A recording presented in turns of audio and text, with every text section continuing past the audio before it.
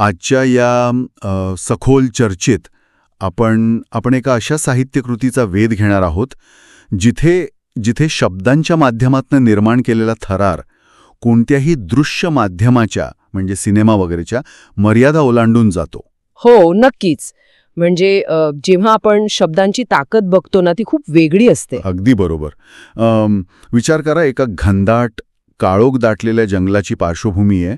तिथे मृत्यूच्या अगदी दाढेत अडकलेली एक असहाय्य स्त्री, तिला खाण्यासाठी टपलेले भुकेले हिंस्त्र लोक आणि अचानक या सर्व भयावह वातावरणात निर्माण होणारी एक अशी काय म्हणतात त्याला गूढ दहशत जी साक्षात मृत्यूलाही पळवून लावते. खरंय. आणि ही दहशत इतकी अफाट आहे की आज आपण याच प्रसंगावर बोलणार आहोत.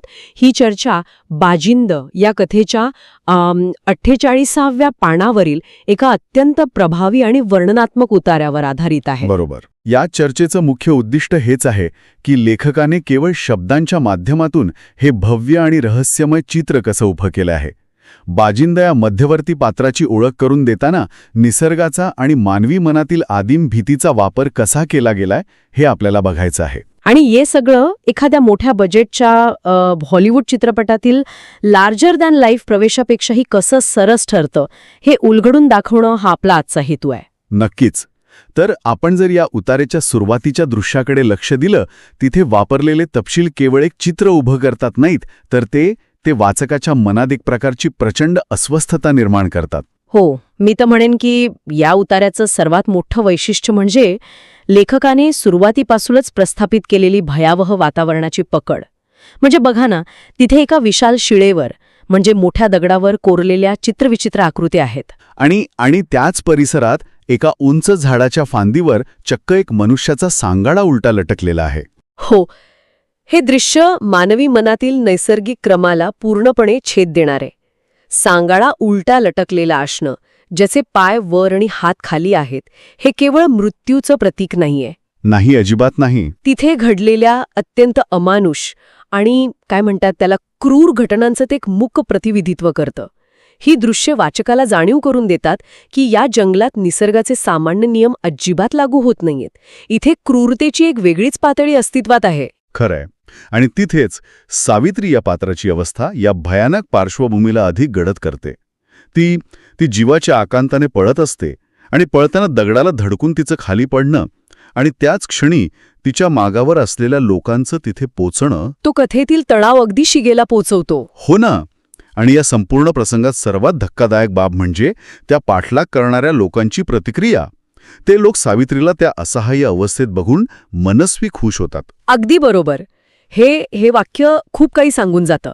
त्यांचा आनंद हा केवळ एक शिकार मिळवण्याचा नाहीये, तर बऱ्याच दिवसांनी भूक मिटणार या जाणीवेतून आलेला तो आनंद आहे. हा संदर्भ त्यांच्यातील नरभक्षक प्रवृत्तीकडे अत्यंत स्पष्टपणे बोट दाखवतो. म्हणजे ही क्रूरता केवळ हिंस्र नाहीये. नाही, ती एका आदिम रानटी पातळीवरची आहे, जिथे माणसाचं माणूसपण पूर्णपणे नष्ट झालेलं असतं. अशा लोकांच्या तावडीत सापडणं म्हणजे सावित्रीचा अत्यंत भयानक अंत निश्चित आहे अशी खात्री या क्षणी वाचकाला वाटते. हो, आणि लेखकाने इथे अत्यंत शिताफीने मानवी सहानुभूती आणि घृणा यांचा समतोल साधलाय.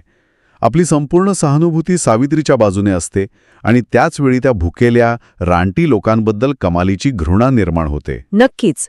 पण कथेचं खरं कौशल्य यानंतरच्या अनपेक्षित कलाटणी दडलंय. हो, सर्व काही संपलं, सावित्री आता वाचणार नाही असा विचार मनात येत असतानाच त्या पाषाणाकडून, त्या दगडाकडून येणारा एक चित्रविचित्र आवाज संपूर्ण परिस्थितीचं पारडच फिरवून टाकतो. मानसशास्त्रीय दृष्टिकोनातून विचार केला तर एका भीतीवर मात काढण्यासाठी दुसऱ्या अधिक प्रचंड अशा महाभीतीचा केलेला हा वापर अफाट आहे. अगदी. जे लोक काही क्षणांपूर्वी सावित्रीची शिकार करण्याच्या आनंदात होते, भुकेने पिसाळलेले होते, त्यांच्या डोळ्यात अचानक अथांग भीती दाटून येते. शिकार आणि शिकारी यांच्यातील हे समीकरण एका क्षणात कसं बदलतं हे पाहणं खरोखरच थक्क करणार आहे. होय. आणि त्या रानटी लोकांच्या प्रतिक्रियांचा अभ्यास करणं इथे खूप रंजक ठरतं. ते मोकळे हात जोडतात आणि ते अडखळत बोलू लागतात. ते कसे बोलतात ते फार महत्वाचं आहे. ते म्हणतात ब ब ब ब बाजिंद बाजिंद. त्यांच्या आवाजातील तो कंप, ते अडखळणं. आणि मोकळे हात जोडण्याची कृती, हे सर्व त्यांच्यावर कोसळलेल्या दहशतीची तीव्रता दर्शवतं. विचार करा, जे लोक इतके क्रूर आहेत की त्यांना दुसऱ्या माणसाला जिवंत खाण्यात आनंद मिळतो, तेच लोक स्वतःचा जीव वाचवण्यासाठी वाऱ्याच्या वेगाने पळून जातात. हो, धावताना त्यांची उडणारी तारांबळ, किंचाळणं आणि कोणताही विचार न करता थेट नदीत उडी मारून पळून जाणं, हे दृश्य बाजिंद या पात्राची ताकद आणि दहशत प्रस्थापित करतं. आणि विशेष म्हणजे बाजिंद अजून प्रत्यक्षात समोर आलेलाही नाहीये, पण केवळ त्याच्या अस्तित्वाच्या जाणीवेने त्या क्रूर नरभक्षकांना पळवून लावलंय. ही पात्राची ओळख अत्यंत उच्च दर्जाची आहे. याला आपण साहित्यातील पूर्वतयारी किंवा बिल्डअप म्हणू शकतो. बरोबर. प्रत्यक्ष व्यक्तिमत्व समोर येण्यापूर्वीच त्याच्या परिणामांतून त्याची महती वाचकांवर बिंबवली जाते. आणि जेव्हा सावित्री स्वतःला सावरते आणि त्या भव्य पाषाणाकडे खंबीरपणे पाहते, तेव्हा तिथून सुरू होणारा प्रसंग एका अत्यंत प्रभावी सिनेमॅटिक दृश्यालाही मागे टाकतो. खरंय, गुहेतून किंवा त्या दगडाच्या आडून अचानक वटवाघळांचा एक प्रचंड थवा बाहेर पडतो. हे दृश्य केवळ भीतीदायक नाहीये, तर ते एका मोठ्या बदलाची नांदी आहे. वटवागळं. हो, वटवाघळं ही अंधाराची आणि गूढतेची प्रतीके मानली जातात. त्यांचं एकाएकी बाहेर येणं हे दर्शवतं की आतमध्ये काहीतरी अत्यंत प्रबळ आणि शक्तिशाली गोष्ट जागेवरून हल्ली आहे. आणि त्या वटवागळांच्या पाठोपाठ जे घडतं, 2 प्रचंड वाघांचं चालत येणं, हा तर कल्पनाशक्तीचा एक सर्वोच्च बिंदू आहे. अगदी. ते दृश्य खरोखरच अंगावर काटा आणणार आहे. ते वाघ नुसतेच चालत येत नाहीत, तर त्यांच्या मध्यभागी एका धिप्पाड युवकाची सिंहासारखी ऐटबाज चाल लेखकाने वर्णिली आहे. ते 2 प्रचंड वाघ जणू काही त्या युवकाचे अंगरक्षक म्हणजे बॉडीगार्ड असल्यासारखे त्याच्याबरोबर चालत आहेत. हो ना, ही कल्पनाच मुळात मानवी सामर्थ्याच्या कल्पनेला एका वेगळ्याच उंचीवर नेऊन ठेवते. जंगलातील सर्वोच्च शिकारी प्राणी एखाद्या माणसाच्या आज्ञेत असल्यासारखे चालतात, यातून त्या युवकाच्या निसर्गावर आणि जंगलातील हिंस्त्र श्वापदांवर असलेलं निर्विवाद वर्चस्व सिद्ध होतं. बरोबर. यानंतर लेखकाने त्या युवकाचं जे शारीरिक वर्णन केलं आहे, ते त्याच्या व्यक्तिमत्वाला साजेसच आहे. त्याचं सरळ नाक, घारीसारखे तीक्ष्ण आणि आग ओखणारे डोळे, चेहऱ्यावरील राजपुत्रासारखी तेजपुंज चमक आणि कमरेला लटकलेली तलवार. हो, हे सर्व तपशील मिळून एक अत्यंत भारदस्थ आणि राजशाही प्रतिमा उभी करतात. आणि या शारीरिक वर्णनामध्ये लेखकाने वापरलेला पुराणपुरुषासारखे अजानुबाहू हा संदर्भ अत्यंत मोलाचा आहे. अजानुबाहू म्हणजे ज्यांचे हात गुडघ्यापर्यंत लांब असतात ते. हो, अगदी तेच. अजानुबाहू असणं, पिळदार दंड आणि भरीव छाती असणं हे भारतीय साहित्यात आणि महाकाव्यांमध्ये नेहमीच एक दैवी किंवा असामान्य सामर्थ्य असलेल्या योद्ध्याचं लक्षण मानलं गेलं आहे. लेखकाने या युवकाला एका सामान्य मानवी पातळीवरून उचलून थेट एखाद्या पुराणपुरुषाच्या पातळीवर नेऊन ठेवला आहे. त्याच्या नुसत्या दर्शनाने कोणाच्याही हृदयाचा थरकाप उडेल असं त्याचं व्यक्तिमत्व आहे. सावित्रीची अवस्था पाहता हे स्पष्ट होतं. मगाशी ती मृत्यूच्या भयाने पळत होती, पण आता या भव्य माणसाला पाहून ती आदर, आश्चर्य आणि एका वेगळ्याच प्रकारच्या दहशतीने जागच्या जागी थिजून जाते. तिचा तिथेच खिळून राहणं हे त्या व्यक्तिमत्वाच्या चुंबकीय प्रभावाचं उत्तम उदाहरण आहे. पण मला वाटतं या प्रवेशाचा परिणाम केवळ त्या रानटी लोकांवर किंवा सावित्रीवर होत नाही. मग कोणावर होतो? तो संपूर्ण निसर्गावर होतो. हे या उतार्याचं सर्वात मोठं यश आहे. बाजींच्या आगमनाबरोबरच जंगलात सर्वत्र पक्ष्यांचा अचानक किलबिलाट सुरू होतो. सरपटणारे निशाचर प्राणी एकाच वेळी बिळातून बाहेर येतात.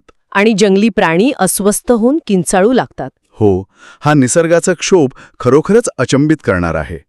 एका माणसाच्या पावलांच्या आवाजाने किंवा केवळ त्याच्या अस्तित्वाने संपूर्ण जंगलाची परिसंस्था अशी हादरून जाणं हे लेखकाच्या अफाट कल्पनाशक्तीचं दर्शन घडवतं. यातून तो केवळ एक ताकदवान माणूस उरत नाही, तर तो त्या जंगलाचा एक अविभाज्य आणि अत्यंत शक्तिशाली भाग बनतो. आणि म्हणूनच लेखकाने वापरलेलं एक वाक्य इथे खूप महत्त्वाचं ठरतं. कोणतं वाक्य?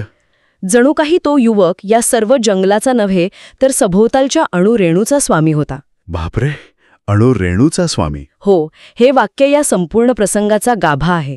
पात्राची महानता आणि त्याची अथांग ताकद दाखवण्यासाठी निसर्गाचा इतका प्रभावी वापर क्वचितच पाहायला मिळतो.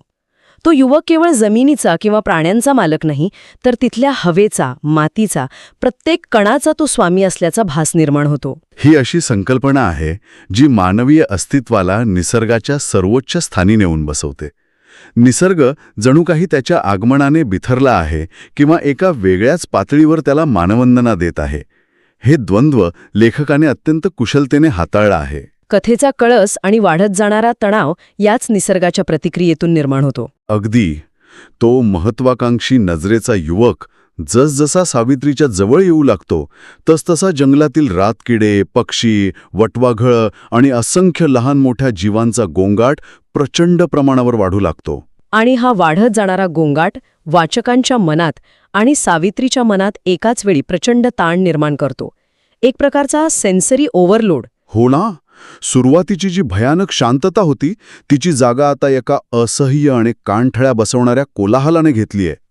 हा गोंगाट केवळ आवाजाची पातळी वाढवत नाही, तर तो घडणाऱ्या घटनेचं गांभीर्य आणि बाजींच्या जवळ येण्याची तीव्रता दर्शवतो. आणि वाचनाच्या प्रक्रियेत हा वाढणारा आवाज वाचकालाही जाणवू लागतो.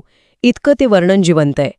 हाच तो ताण आहे जो कथेला एका उत्कंठावर्धक शेवटाकडे घेऊन जातो. सावित्रीला तो भयानक आवाज आणि ती परिस्थिती सहन न झाल्याने ती दोन्ही हात कानावर ठेवते. मानवी शरीराची आणि मनाची ती सहनशीलतेची अंतिम मर्यादा आहे. आणि अगदी याच क्षणी लेखकाने एक अप्रतिम साहित्यिक खेळी केलीये. उतारा, तो या शब्दावर अपूर्ण राहतो. तो आणि पुढे काहीच नाही. हो, या एका अपूर्ण शब्दातून जी प्रचंड उत्सुकता आणि रहस्य निर्माण होतं ती अतुलनीय आहे. तो जवळ येऊन काय करणार आहे? तो सावित्रीसाठी तारणहार ठरेल की तिच्यासाठी एक नवा मृत्यू घेऊन आला आहे? या प्रश्नांची उत्तरे तिथे मिळत नाहीत, पण ती अपूर्णता वाचकाच्या मनावर एक कायमचा ठसा उमटवते. नक्कीच. या संपूर्ण विश्लेषणावरून हे स्पष्ट होतं की एका भयंकर मृत्यूच्या दाढेतून सुटका ते एका भव्य, अमानवीय ताकद असलेल्या व्यक्तिमत्वाचा साक्षात्कार असा हा या उतार्याचा अत्यंत थरारक प्रवास आहे. शब्दांच्या अचूक वापराच्या आणि निसर्गाच्या आवाजांच्या माध्यमातून लेखकाने उभी केलेली ही रहस्यमय दुनिया खरोखरच मंत्रमुग्ध करणारी आहे. भीती, विस्मय आणि अथांग सामर्थ्य यांचा इतका सुंदर मिलाप या प्रसंगात पाहायला मिळतो. खरंय. पण या सर्व सखोल चर्चेनंतर एक अत्यंत महत्वाचा आणि विचार करायला लावणारा प्रश्न मागे उरतो. कोणता? ज्या एका माणसाच्या केवळ अस्तित्वाने संपूर्ण जंगल, हिंस्त्र प्राणी आणि खुद निसर्ग इतका अस्वस्थ आणि हिंसक प्रतिक्रिया देतो, तो बाजिंद खरोखरच या जंगलात अडकलेल्या लोकांसाठी किंवा सावित्रीसाठी तारणहार आहे? हा प्रश्न खूपच गहाण आहे. की खुद निसर्गालाही भीती वाटावी अशी एखादी विध्वंसक, प्रलयंकारी शक्ती आहे तो? हा बाजिंद केवळ एक हाडामाणसाचा माणूस आहे की निसर्गाचाच एक रौद्र आणि अथांग अवतार आहे? बापरे. या एकाच प्रश्नाभोवती या संपूर्ण कथेचं खरं रहस्य आणि त्या पात्राचं गूढ वलय फिरत राहतं. आणि या प्रश्नाचं उत्तर शोधणं हेच साहित्याच्या या अद्भुत प्रवासाचं खरं यश आहे. नक्कीच. मला वाटतं आजच्या या सखोल चर्चेतून आपल्याला साहित्याच्या या ठक्क करणाऱ्या पैलूचा एक उत्तम अनुभव मिळाला आहे. आपण इथेच थांबूया.